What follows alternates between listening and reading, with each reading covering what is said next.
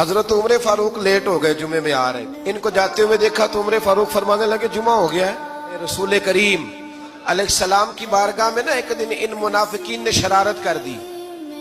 منافقین نے شرارت کیا کی؟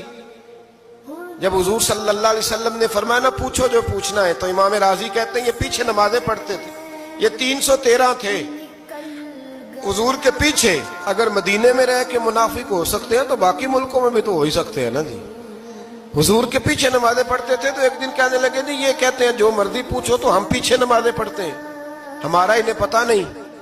جب یہ اعتراض کیا نا حضور کے علم پر، آپ سمجھ لیں کہ حضور کے علم پر اعتراض کرنا طریقہ کس کا ہے؟ طریقہ کس کا ہے حضور کے علم مبارک پر اعتراض کرنا؟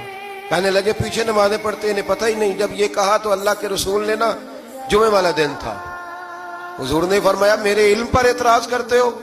70 بندے نام لے کر اور ولدیتیں لے کر، بلکہ بہت سارے ایسے تھے جنہیں کنفرم ہو گیا کہ ولدیت اصل میں ہے کیا، انہیں طے ہو گیا۔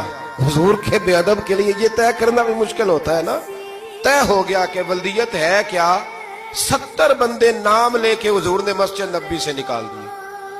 فرمایا یا فلاں بن فلاں قم فاخرج فانک منافق، او فلاں کے بیٹے فلاں کھڑا ہو جا، نکل جا، تو منافق ہے۔